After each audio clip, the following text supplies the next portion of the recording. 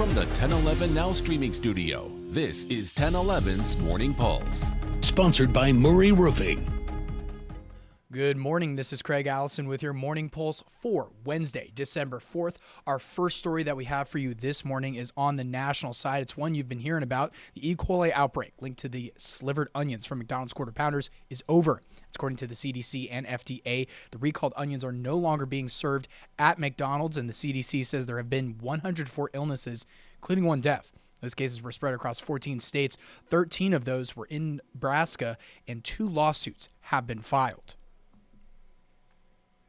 Your second story, the long wait at the DMV may be gone as the state has expanded its online services. By going to the DMV website, address changes to vehicle registrations, specialty plate requests, and bulk registration renewals can all be done through a few clicks. DMV also made it easier for military members as well as vehicle owners with non-traditional registration to use that online portal.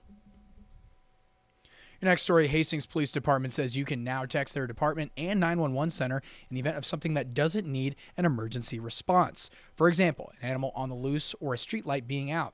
News Channel Nebraska says the text system can also translate over 140 languages to English. The dispatcher can also send you a link where they can access the camera on your phone to see what is happening before police even get there.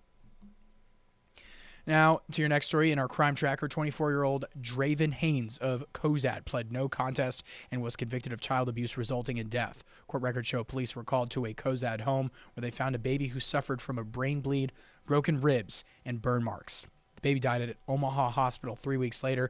His partner, 20-year-old Jasmine Hopkins, pled no contest to her charges and has sentencing scheduled for next week.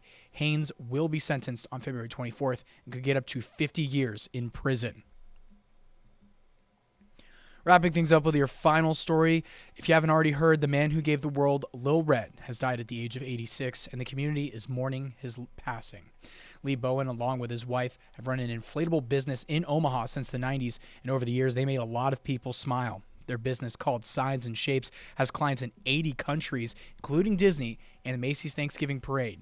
He leaves a reputation behind as an entrepreneur and a beloved family man. That is your Morning Pulse for this Wednesday morning, and we'll wrap things up with a look at your 7-day forecast.